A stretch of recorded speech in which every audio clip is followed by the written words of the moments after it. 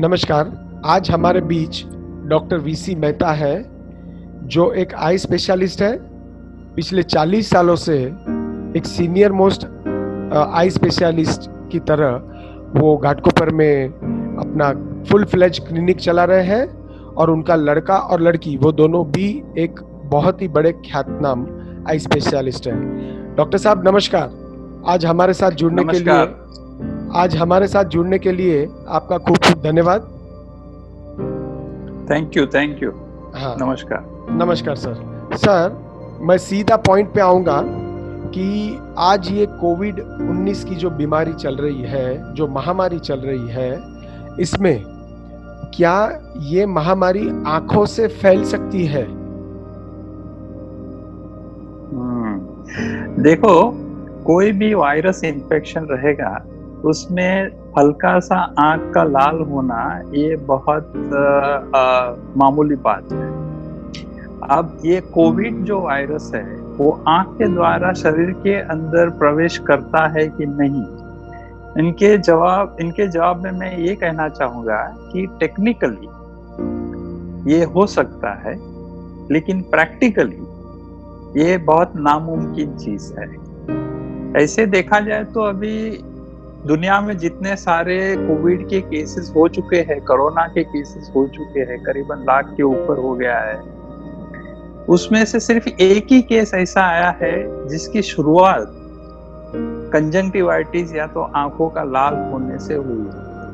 सो theoretically speaking हो सकता है, लेकिन प्रैक्टिकली बहुत ही रेयर ऑकरेंस है। तो आंख लाल होएगा तो कोरोना है, ऐसा डरने की जरूरत नहीं है। Okay sir. क्योंकि आंख लाल होने के और बहुत सारे वजह है। और अभी जो गर्मी शुरू हो रही है, उसमें एलर्जिक कंजंक्टिवाइटिस जो बोलते हैं, वो आंख में एलर्जी होना, जिसमें आंख लाल होती है, खुजली बहुत आती है, चुभन होता है, पानी निकलता है, ये काफी कॉमन है। और अगर आपको हर साल में ऐसा होता है तो समझना कि ये एलर्जिक कंजंक्टिवाइटिस है। दूसरी जो चीज है जो काफी कॉमन है और जिसकी वजह से आंख लाल हो सकती है, वो है आपका स्क्रीन टाइम या तो ड्राई आईज होना। अभी कुछ काम नहीं कर रहे हैं, घर पे ही बैठे हैं, तो सब लोग टीवी पे या तो मोबाइल पे या तो लैपटॉप पे या तो आईपैड पे जुड़े हुए, और काफी ज्यादा टाइम तक बैठते हैं। ज्यादा लंबे अरसे तक स्क्रीन के ऊपर ध्यान केंद्रित करने से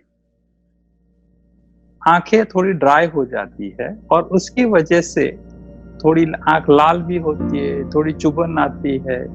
तो ये भी एक कॉमन या तो मामूली चीज है। ये सब के लिए एक ही उपाय है, और वो है आर्टिफिशियल टीयर्स ड्रॉप्स।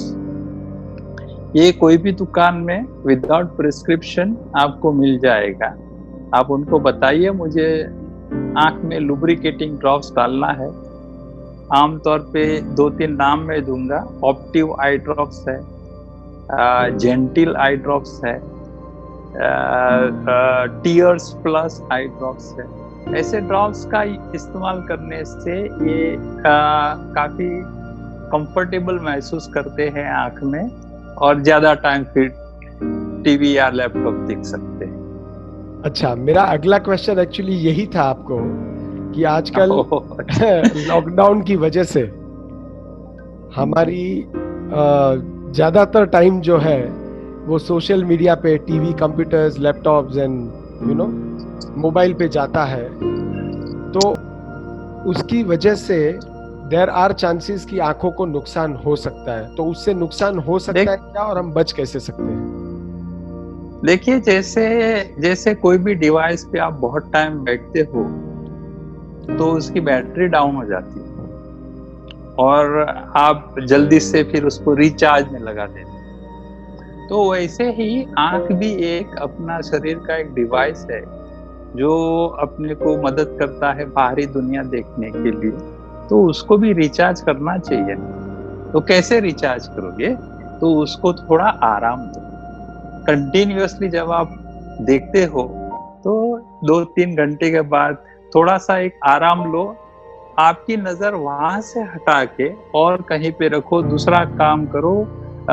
या तो आँख बंद करके सो जाओ, आँख में पानी छिड़क सकते हो, या तो आँख पे आँख के ठंडा पानी के पोते रख सकते हो, या तो फिर वो ड्रॉप्स जो मैंने बताया है वैसे कोई भी ड्रॉप्स डाल डाल सकते हो। बीच में थोड़ा आराम देना बहुत ज़रूरी है।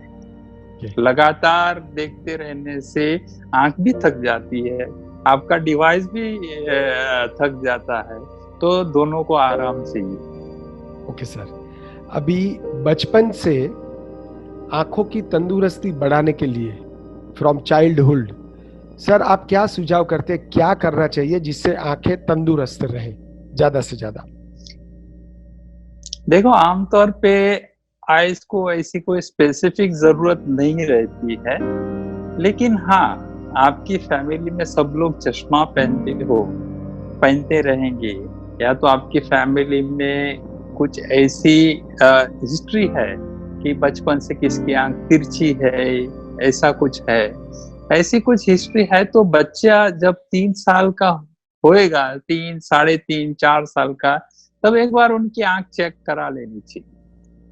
वैसे भी बच्चा अगर टीवी के बहुत नजदीक जाके बैठता है, स्कूल में पिछली बेंच पे जब बैठेगा तभी उसको दिखने में दिक्कत होती है, ठीक से कॉपी करके नहीं लेके आता है घर पे, सडनली 4-6 महीने में पढ़ाई में इंटरेस्ट कम हो रहा है, वो पहले अच्छा पढ़ता था, अभी वो धीरे धीरे डाउन हो रहा है, तो ये सब का एक ही मतलब है कि उसको ठीक से दिखाई नहीं दे रहा है, और ठीक से दिखाई नहीं दे रहा है इसके लिए इंटरेस्ट कम हो रहा है, पढ़ाई में ध्यान कम हो रहा है। तो जनरली स्पीकिंग ऐसे टाइम पे हाँ, हेडेक की कंप्लेन करता है, सपोज स्कूल से आएगा, रोज शाम को सिर पकड़ के बैठ जाता है, ऐसी कुछ सिम्टम्स रहेगी तो आंख के डॉक्टर के पास लेके जाना जरूरी है। और जनरली स्पीकिंग इसमें चश्मे का नंबर लगेगा, और अगर चश्मे का नंबर है तो फिर उसको चश्मा पहनाना बहुत ही जरूरी है। और जनरली जो फैमिली में माइनस नंबर, नेगेटिव नंबर रहते हैं, वो वारसागत, दैट मीन्स जेनेटिकली ट्रांसफर होते हैं, तो वो नंबर्स एक बार शुरू हुए तो फिर जैसे जैसे हाइट बढ़ती जाएगी नंबर भी धीरे धीरे बढ़ते जाएंगे, और एक समय ऐसा आएगा 16, 17, 18 साल की उम्र पे जब नंबर स्टेडी हो जाएगा। लेकिन आंख की रोशनी चेक करना, आंख की नजर चेक करना, और सफिशिएंट चश्मा का नंबर रहेगा तो उसका उपयोग करना, और एक बार चेक कराया तो फिर रूटीनली साल में 2 साल में एक बार वापस चेक कराना जरूरी है। ओके। इसके सिवा बच्चा kids are growing, so they need more of vitamins, और आंख के लगते हुए विटामिन है विटामिन ए। तो विटामिन ए आपको काफी कुछ चीजों में मिल जाते हैं, जैसे कि ग्रीन लीफी वेजिटेबल्स है, कैरेट्स है, फ्रूट जूसेस है। सो एक संतुलन आहार लेने से आंख को भी अच्छा पोषण मिलता है। और दूसरी चीज है कि जैसे मैंने बताया वैसे आंख का दुरुपयोग मत करो, जैसे कि ज्यादा टाइम कंप्यूटर पे लगा रहना, ज्यादा टाइम मोबाइल पे लगा रहना बच्चे लोग के लिए अच्छा नहीं है। तो ये सब चीजें ध्यान में रखने से आंख भी, शरीर अच्छा है तो आंख अच्छी है, लेकिन नजर के बारे में पता नहीं चलेगा जब तक लड़के को डॉक्टर के पास नहीं लेके जाओगे, और हम जब उनको बिठा के पढ़ाएंगे तभी पता चलता है कि उसकी नजर कितनी अच्छी है या तो कितनी खराब है। डॉक्टर साहब, ज्यादातर 40 साल के बाद एक कॉमन मैन को जिसको चश्मा नहीं है फुल लाइफ 40 साल तक, उसको भी फिर पढ़ने के लिए चश्मे लग जाते हैं, नंबर्स लग जाते हैं पढ़ने के लिए, अदरवाइज सब ओके होता है, मगर छोटे अक्षर दिखते नहीं है। तो विदाउट एनी ऑपरेशन, कोई ऑपरेशन किए बिना, इज देयर एनीथिंग, कोई ऐसा सुझाव है आपका कि ये नंबर या तो नहीं लगे या तो ये लेट हो सकता है, ऐसा कुछ, ऐसी कोई थियरी है या नहीं है, या ये स्वाभाविक है? देखो, मेरी उम्र 65 है, मैं चश्मा पहन रहा हूँ करीबन लास्ट 10-12 साल से। अगर कुछ उसका इलाज रहेगा तो मैं खुद क्यों नहीं करा लेता। 40 साल की उम्र के बाद जो चश्मा का नंबर लगता है पढ़ने के लिए, ये एक नॉर्मल एजिंग प्रोसेस है। ये सबसे पहला धक्का लगता है आदमी को जब चश्मा लगता है, तभी सबसे पहला एहसास है कि मैं अब बूढ़ा हो रहा हूँ। तो ये थोड़ा मुश्किल होता है शुरुआत में, चश्मा पहनना पड़ता है वो, लेकिन थोड़े टाइम के बाद में 45-46 के आसपास जब बारीक अक्षर दिखते ही नहीं है बगैर चश्मे से, तो चश्मा लगाना ही पड़ता है। इसके सिवाय अगर चश्मा नहीं लगाना चाहते हो तो आजकल बाइफोकल कॉन्टैक्ट लेंस मिलते हैं जो काफी अच्छा काम करते हैं, लेकिन विटामिन खाने से, एक्सरसाइज करने से या तो लेसिक का ऑपरेशन करने से ये नंबर चला जाएगा, ये सही नहीं है। लेसिक इसके लिए नहीं करते हैं क्योंकि ये प्रोग्रेसिव है। प्रोग्रेसिव बोले तो अगर 45-40 की उम्र पे एक नंबर लगेगा तो 45 की उम्र पे वो बढ़ के 1.5 होएगा, 50 की उम्र पे वो बढ़ के 2 नंबर होएगा। तो आप अभी ट्रीट कराओगे तो हर 5 साल को आपको वापिस लेसिक कराना पड़ेगा। तो जब तक अंदर का बिंदु जो है वो सही है, तब तक चश्मा पहनने के सिवा दूसरा कोई इलाज नहीं है। और कॉन्टैक्ट लेंस बहुत अच्छे आ गए अभी, बाइफोकल कॉन्टैक्ट लेंस, जो पहनने से आप बिगर चश्मे से काम कर सकते हो। चेकअप कराते रहना। अभी तो नया मशीन एक आया है जो ये बता सकता है कि आपकी आंख का जो बिंदु है, ये बिंदु सही तरीके से काम कर रहा है कि नहीं।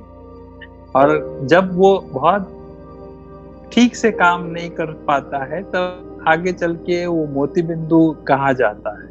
लेकिन मोती बिंदु आने के पहले भी उसकी फंक्शनैलिटी बोले तो उसकी कार्य क्षमता काफी कम हो जाती है, और उस समय पे उसका बिंदु निकाल के उस जगह पे ऐसा लेंस बिठाया जाए जिसको ट्राइफोकल लेंस बोलते हैं या तो पैनऑप्टिक्स लेंस बोलते हैं, तो उससे दूर नजदीक सब चश्मा निकल जाएगा। तो टेक्नोलॉजी बढ़ी हुई है, काफी कुछ चीजें नई आई हुई है, लेकिन 40 साल की उम्र पे चश्मा पहनना ये फिलहाल तो अनिवार्य है।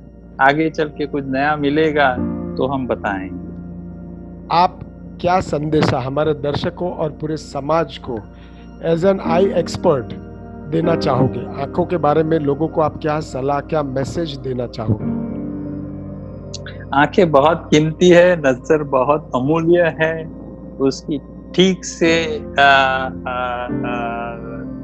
उसको बचा के रखो। आंखों का सही इस्तेमाल करो और आंखों को अब्यूज मत करो। मीन्स उसको don't take it for granted कि कुछ होता नहीं है, मैं तो सब कुछ कर सकता हूँ। जी नहीं, ऐसा नहीं है। आज की दुनिया में बहुत सारे डिवाइसेस आते हैं और अपने को जबरदस्ती काम करना ही पड़ता है वो डिवाइस पे। करो, ऐसा नहीं है, लेकिन साथ में थोड़ा आंख की तरफ भी ध्यान दो, खुराक की तरफ ध्यान दो। और लॉकडाउन ने तो ये समझाया है कि आराम करना कितना जरूरी है, और एक आराम करने से जो भी डैमेजेस होता है उसको रिपेयर करने का टाइम मिलता है बॉडी को, और रिपेयर होने से आप फिर वापस नॉर्मल फंक्शनिंग पे आ जाते हो। और कोरोना में बाहर निकलो मत, मास्क पहन के रखो, घड़ी हाथ धोना है साबुन से और हैंड सैनिटाइजर का हो सके तब तक उपयोग करो, बाहर मत निकलो, that is the most important, corona से बचने के लिए। डॉक्टर साहब, थैंक यू वेरी मच, आज आपका वैल्यूबल टाइम आपने दिया। आशा करते हैं फिर जरूरत पड़ेगी तो फिर आपको लॉकडाउन में हम इसी तरह एक हमारा प्रश्न मंच लेकर आएंगे। Thank you sir. Thank you very much.